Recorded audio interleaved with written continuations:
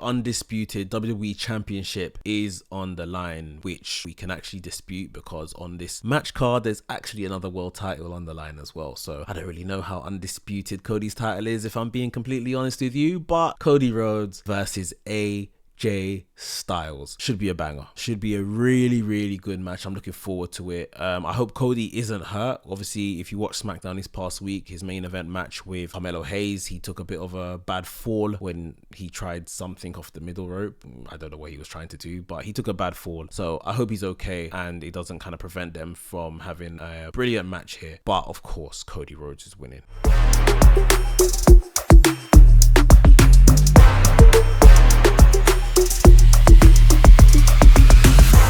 The first PLE post WrestleMania, it is coming up this weekend. WWE Backlash, emanating from Lyon, France. I love them taking these B pay-per-views overseas, whether they're still doing it in like a 10, 15, 20,000 arena or they do a stadium show. It just brings to life these pay-per-views, which, you know, traditionally we don't really care about. It's not the big four, but because they take it internationally, they take it to crowds that don't get live wrestling of this stature, WWE live wrestling, too often. Those crowds are rabid. Those crowds want it. They're so hot for it, and it really just makes the whole event, even the way they book it, it kind of just makes it feel so much more exciting just because it's abroad. And we're gonna see that, you know, Money in the Bank is in Toronto as well. We got Bash in Berlin, which is in Berlin, Germany. We've got Clash at the Castle, which is in Scotland. Yeah, man, I'm looking forward to this and some of these other shows they've got. I'm still trying to get to Lyon. I think there could be a way, but I would love to be in the building since, you know, France isn't too far, so we'll have to see. But what we're gonna do is do some predictions for this show. So there are a lot of good, decent matches. The card isn't like overly exciting and maybe quite predictable in places, but we'll go through, we'll have a crack at it, and let's see how we do. So firstly, we have a women's tag match, and this is for the women's tag team titles. We've got the big three, but it's the big two amongst the big three, if you see what I mean. Jade Cargill and Bianca Belair going up against the Kabuki Warriors, Asuka and Kairi Sane, who are the defending champions. Is it too easy to put the titles on Cargill and Belair like right now? Because it seems like it's inevitable. It seems like that's what they're going to do. Like, do we delay it? Do we need to delay it? I say they do it. I think they're going to do it as long as Jade Cargill is staying on SmackDown, which I think she's going to do because Bianca Belair has already been drafted to SmackDown. I think we are going to see Bianca Belair and Jade Cargill win these titles in France, and I think that will probably spell the end of Damage Control maybe as a group, and they may get ripped apart in the draft. Who knows?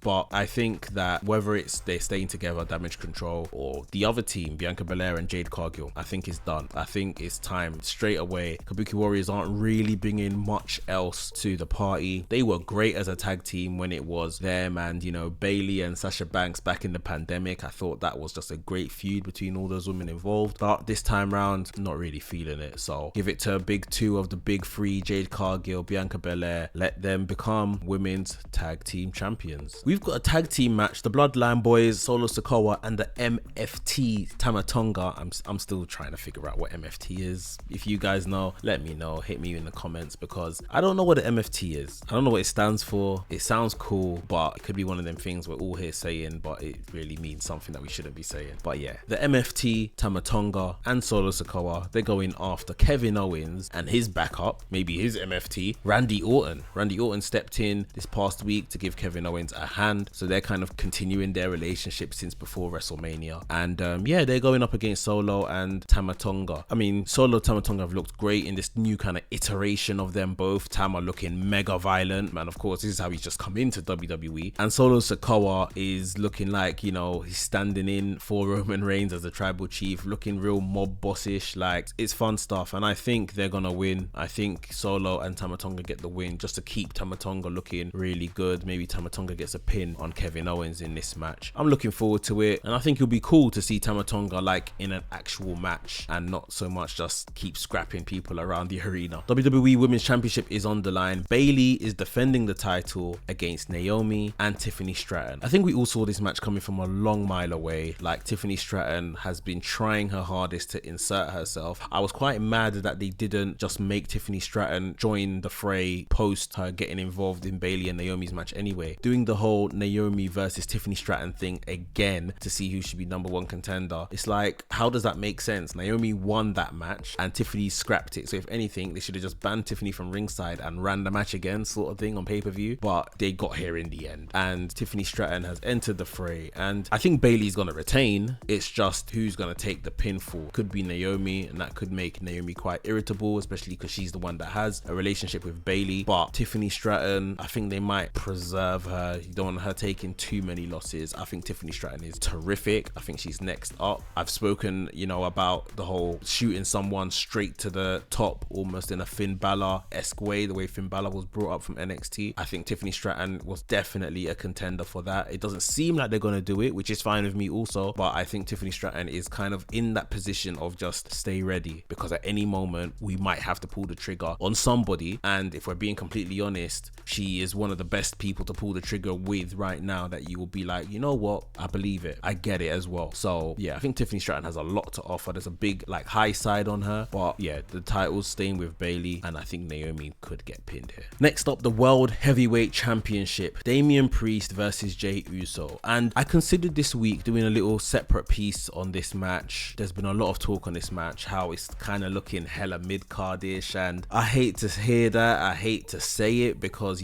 I really do enjoy the men involved and their work and stuff like that. Jey Uso, I think I want to see him in the mid-card and win a mid-card title first before we ever really continue this whole stuff of him being main event Jey and participating in world title matches. I think he's hot with the crowd, but I think we do need to have proof of concept first, if you see what I mean, and he has to win a mid-card title and we see how he does there before we dream of Jey Uso winning a world title. But there's potential, the road is there if they take it. Damian Priest, I was so hot on him when he won Money in the Bank. I said, yeah, this is correct, it's the right move. And I think the issue more than anything was Seth Rollins had a really long reign. It was a year-long reign basically, and Damian Priest became less hot and less hot and less hot as the year went on. They didn't maintain keeping him in a really hot position, and as less kind of steam he lost, and with the steam he was losing as the year went on, people started picking up steam like a Drew and a CM Punk and Rollins, and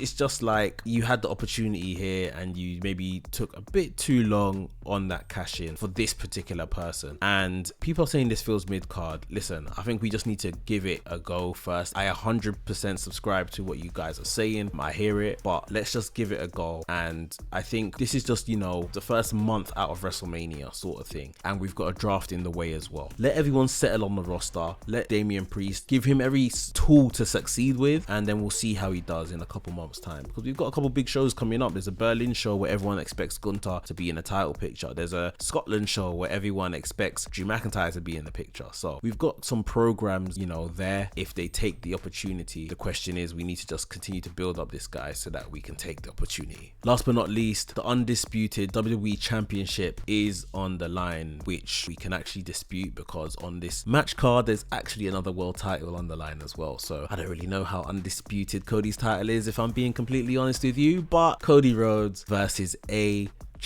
Styles should be a banger, should be a really good match. I'm looking forward to it. I hope Cody isn't hurt. Obviously, if you watch SmackDown this past week, his main event match with Carmelo Hayes, he took a bit of a bad fall when he tried something off the middle rope. I don't know what he was trying to do, but he took a bad fall. So I hope he's okay and it doesn't kind of prevent them from having a brilliant match here. But of course, Cody Rhodes is winning. Cody Rhodes ain't losing, not here, not to AJ Styles. They've built up Cody, the stock is too high. There's nothing really more to say. It's a foregone conclusion, isn't it? And this match probably rumbles on, this feud probably rumbles on, and they go to Saudi Arabia, King of the Ring, and maybe run it back again, where Cody will win again. So I don't know what what it looks like for AJ Styles, but Cody Rhodes written all over this. Let me know, hit me in the comments, hit me on the old X machine, and let me know if you differ with any of your opinions. But yeah, straightforward Backlash 2024, and I think it'll be a good show. I'm looking forward to it.